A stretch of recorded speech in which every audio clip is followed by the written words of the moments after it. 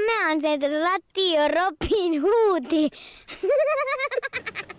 Welcome to another edition of Conversation Oasis. This is the weekly discussion program where anything goes, literally. I'm your host, David Mawby, and hopefully we're going to have a lively conversation today from the Kasviskeidas restaurant here in the centre of Turku. Of course, I'm joined as usual by the man who makes it all possible for us. He is Jalal. And our guests today are Julian from Germany, also known as Julian, who's become something of a celebrity in Turku over the past couple of months, not because he's a great student, though he may well be, but also because he's also a great reggae music selector. We're also joined by Eero, who is a student of comparative religion at which university? At Turku University. At Turku University. Yeah. So here we go. We're recording this program on what is described as being the coldest day of this winter and the coldest day for a long time. And of course the newspapers have been screaming that, oh, this is the worst it's ever been, which of course it's not quite true if you've got grey hair, because you've seen a few nasty winters in your time. Are you all... What's your feeling about winter? I'm going to start with Julian, because you come from southern Germany. This must be quite usual for you. I wouldn't say usual. It gets cold, but it doesn't get so cold. And I mean, right now, or today, we had in Germany minus 12 degrees Celsius. So it was, for there, it was really cold. For me, when I read it now that I'm living here for a few months, the last weeks I was like, oh yeah, it's minus 12, it's okay. You can go outside and it's like normal business. But if it would happen at home, when I was living at home, minus 12 would be like, damn, that's cold. I've got a couple of friends in the UK who said, oh no, it's minus 4. I thought, I just laughed. You know, so. But isn't it this... People should be happy about. They are worried about global warming, and they are talking about how global is warming all the time. And now, when it's cold, they should be happy about it. The problem is that in the Arctic, for example, the temperatures rose above 0. So it was in Europe. It was colder than in the Arctic. Yeah. And if I understand this correctly, the air blowing down from the stratosphere has moved the Arctic, so to say, so that the north of Greenland is now experiencing exceptionally warm temperatures, with the dangers of further melting of the polar ice cap, while the Gulf Stream has been turned round so as to allow this blast of Siberian air to move across Europe. As long as it makes Russia warmer a little bit, it's good. I think. Well, we all hope for warm relations with Russia on lots of fronts. But I have to always laugh, having experienced some pretty cruel winters in Finland. But minus 25, I can remember for over a week back in 1985, which was quite something when I lived in southeast Finland.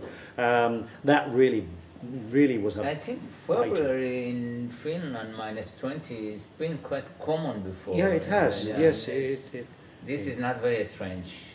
And it was very snowy, it was very dark, but now this is sunny, it's beautiful, but cold. It's more just standable. It's like For me, it's like the thing that makes me sorry, go ahead. Yeah, now it's proper winter. Yeah, winter now. So. Yeah, that's it. Proper winter. I think for the last 2 or 3 winters we've had here, they have been more or less near the norm, nearer the meteorological average. Whereas before that, the last 10 years, we've had some exceptionally mild. People can actually ski here in southwest Finland, that's nice. Which hasn't always been the case over the past decade. On we move then to our next subject. Then before I sort of say what that might be, I'm open to ideas from the floor here. I think Julian had something in his mind. He started very good subject, I think. Yeah. have to research for university on the topic of the war for talent, that companies for example are competing on, let's say, talented workforce, that because with changing demographics, people are getting older, living longer, and not so many people coming are graduating, for example. So there are workplaces and that might be open, and of course employers are forced to pay these people a lot more, aren't they, really?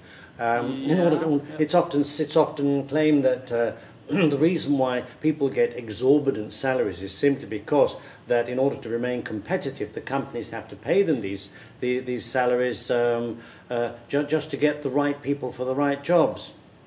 I cannot understand how that can affect politicians' salaries, but perhaps someone will enlighten me.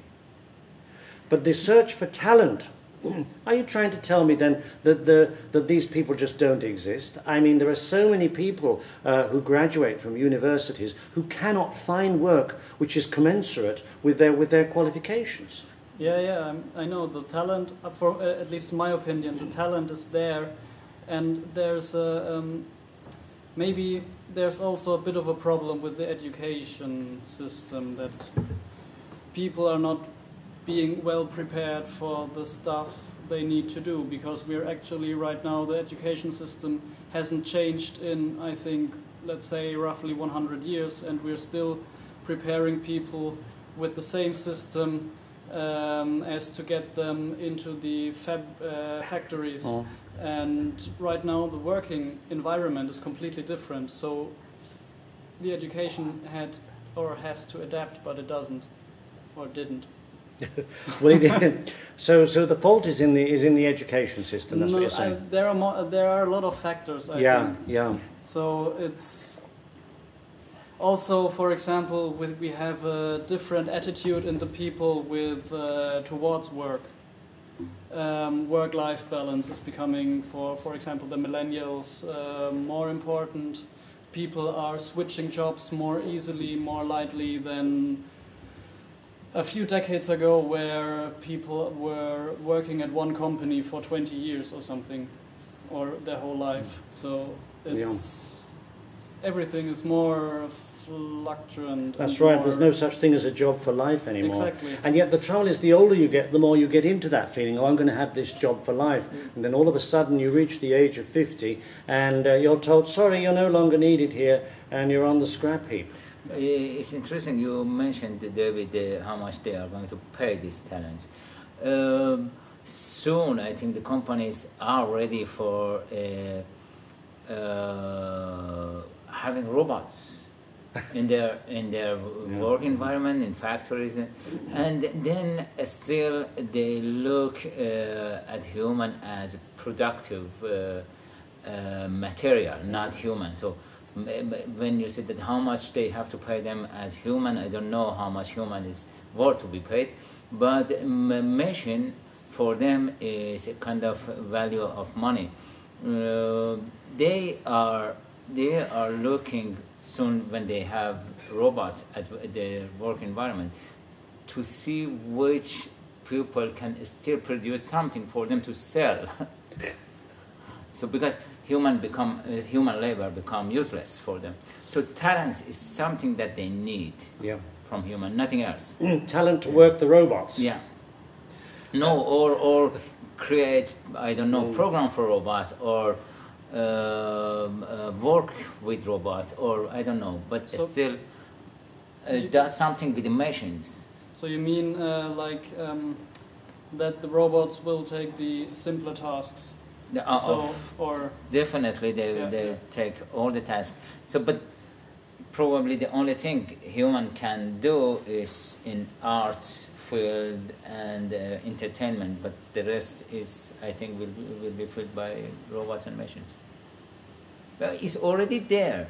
It's already there. You call to any office, you don't talk with any human. It's just machine asking you which number you have to press and what number you have to talk to or And do remember that these recordings are that your call is being recorded for training purposes as well, which always inspires me to use some rather juicy language when I'm waiting and or make some sarcastic cracks at the whole system.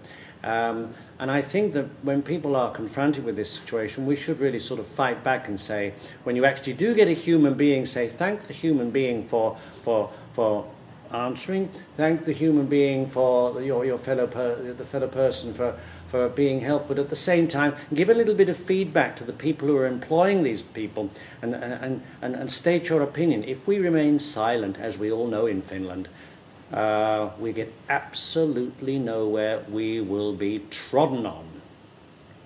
Eero, correct, or do you? Yeah, I agree. Yeah. Can you silently agree? You silently agree. As a Finnish person. But can you think of any examples where you have been faced with some robotic message that you couldn't get around? With a robotic message? Yes. There are some that come to mind immediately. You know. Well, I'll just give you one that. Soitatte numero, jos ei tällä hetkellä otetaan yhteys. You're calling a number that cannot be reached at the moment. The robot is not available. Yeah. And folks, you're listening to Conversation Oasis, coming to you from Radio Robin Hood. This is our weekly free-flowing discussion program with our guests Jalal, with Julian, and also Eero, and I'm your host David. One very interesting topic that came to my mind in the last week was the fact of whenever I go out of Finland, which is my home country and has been for many decades now, is that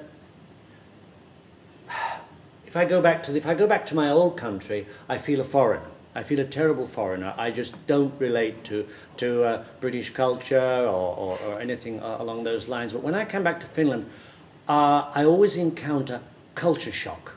Now, culture shock can be a grim-faced taxi driver. It's usually, no offence to taxi drivers, there are some very nice taxi drivers around, I can tell you that. But then or someone who doesn't particularly like what you might say. Well, I had such an episode a week ago where somebody questioned my nationality and almost made me think, well, in the next election I might stand as a candidate just to aggravate. And I thought, David, this is not the way to think. Don't give these people headspace, is what I'm always told. Any thoughts on this? You've never had your nationality or your question at all, have you, Eero? Well, not in that sense, but when I was younger, many Finnish people thought I was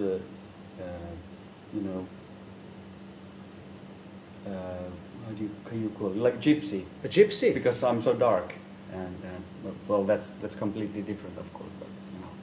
So you actually thought that they thought of you as being a member of the Roma minority. Yeah, and that's why I was confronted with the very violent attitude, but really, but just trying to make myself clear, and you know. Yeah, and you got round that. You got round. Okay, but it just it told a lot about Finnish, about Finnish attitudes. So, yeah. What do you think the average Finnish attitude is today to people from other? Well, it's hard to say on a national scale, but I think people are, they are aware of different cultures, and nationalities, and ethnic minorities. So, I think it's good. Julian, you're from Bavaria in southern Germany. You once said to me when we met that in Bavaria there is this we are we. Now, basically. Yeah. and so that in Germany it's not so easy in some parts of the country to assimilate as someone from another culture. Yeah, it's first of all the Bavarians like to be called Bavarians, and they like to be Bavarians and not like the other Germans in the north. Like they are something special. It's also it has to do with that. I think that Bavaria also is until now on the paper something like a free state, but legally it's nothing different like the other. Is it because they are richer state? I don't know which was first. It's if they were rich because they were more conservative, or if they were conservative because they were a bit more richer, or it's and I don't know. It's but when it comes to culture shock, for example, if I may go to another or to a more broader term, when I was in Sweden for my exchange students during my bachelor studies, and I came home, I had the same feeling like you. I was at home and I for a week or something, and everything felt strange. Everything looked so different. I don't know why. And I talked with people I knew for 10 years, and I thought, did I knew them? and they were behaving. I don't know if I think it has something to do with a different angle you get when you're living in another country. You look at things in another way, and it's one of that's always why I tell people when they ask, or when it comes to the topic of going abroad or something, I always say do it, because you get another angle and you might see at things. You have the ability to look at things at different angles. You see through another part of the prism. Yeah, you put your cultural goggles. It's not like from your eyes. You come out of box. Yeah, exactly. Your world become bigger. When you haven't seen anywhere else, you don't have any option to see the things differently. But when you come, you go abroad and meet other people with a different value, with different culture, with different way of thinking and different language. So you see options. You have more choices to make. You have more freedom, and of course you use them. It gives you more freedom. Yeah, I bet. Yeah, and you become more global than being in that local area, very limited to your own heritages. And exactly. And yes, I personally, I never had that experience, but instead, because I come from a very religious background, that I just I wanted to leave behind, and I think there's something similar there. Definitely, to make that different, because when I was kid, I trying to understand the regular Finnish people. I thought I was like an outsider, and I had to learn the regular Finnish ways to doing things. So I think that was of course because of my religious background. With regular Finnish, you mean not religious, or? Like well, like the basic Lutheran. Okay. We were. I come from this smaller sect. Yeah. well, Lestadians. No, actually, rukoilevaiset. So that is a branch of the Lutheran Church. Yes. They're all right. in That's not Church. one I've heard of. No, I know the Kurtilaiset with the hair parting down the middle, and I know the Lestadiolaiset, the old ones and the new ones. But one of those. Yeah. One of one of those. What they call a peace family. Rauhanperhe. No. Oh, right. Yeah. Okay, we'll get lost if we go down, because we understand the point. They're what you might call in religious terms an exclusive brethren, a group of people who think that they are privileged as being the only ones that they will get to the promised land. And when you grow up in that kind of environment, which is reminiscent to my mind of the sort of thing you would find perhaps in Northern Ireland to this day, that we are the Protestants or the Catholics who are the only ones that are going to make it to the promised land. It's quite alarming, really. But I think besides that, gives them a feeling of security. Oh yes. Is that they still human feel more safer in a smaller community that you know everybody and you share the same common values and common ideas of how to live. But the problem is that they have been there for so long, they don't realize it doesn't work that way anymore, because globe has become more smaller and traveling is much easier and people are moving around all the time and they cannot keep that community untouched. No, they can't. Yeah.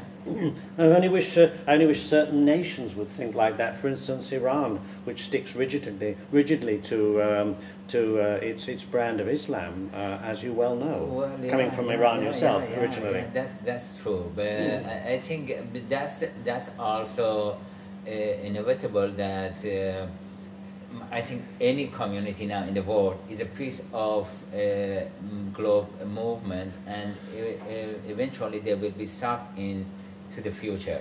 So they are resisting for a while. They can try, but they cannot success in it. Human doesn't remain behind in history. They move forward.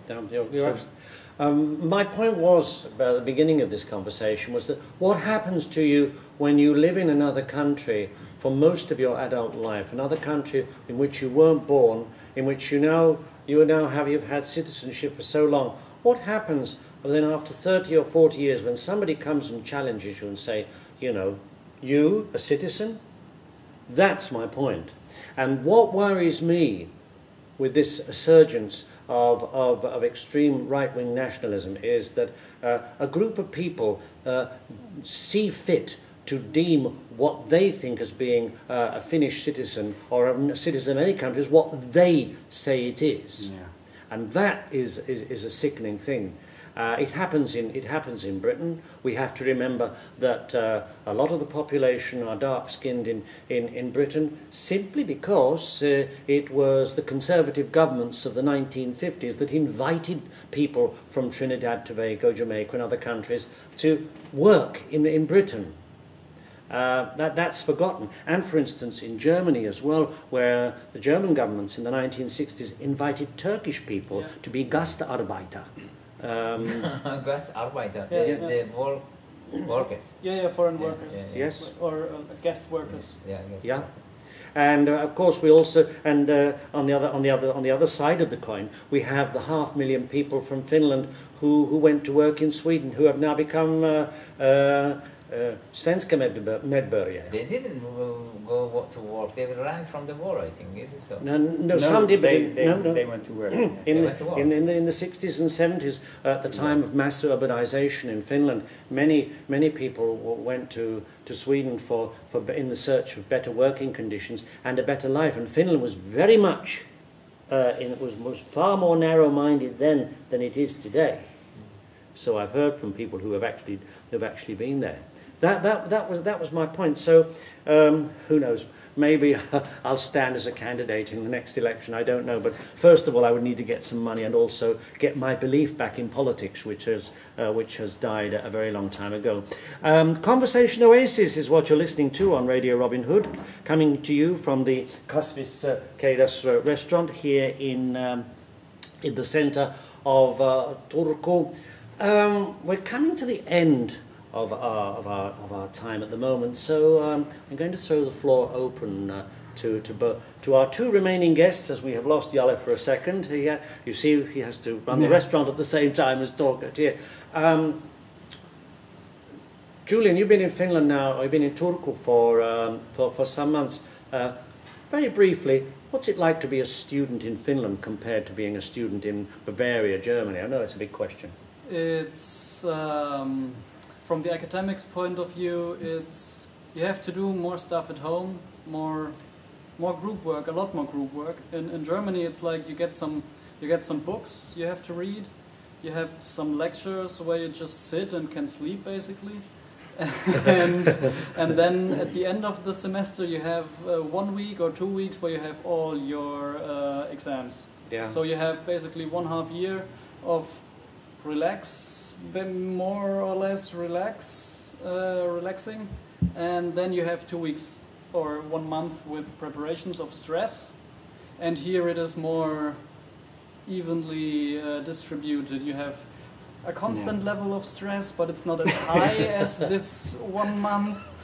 But for me, at first it was a bit difficult, because I arrived here and I thought, oh yeah, I could watch the country, visit the country and everything, but I had to write and read and everything, and so I had nothing to do. Okay, how does that sound to you, Eero? Well, yeah, that sounds very familiar. Like spending like over 9 years in university, so... Are you a professional student? Yeah, I'm a professional student. I've come fine with that. First, ask what is to be professional student. Well, I think we could come across, we could take that up as a separate subject in a forthcoming program. I think that's just about all the time we've got for this edition. Yeah, sure. So I'd like to thank all of you for taking part. We're going to be back at these same times next week. In the meantime, between time, do have a warm week if you can find somewhere to keep warm. Thanks for being with us this time on Conversation Oasis.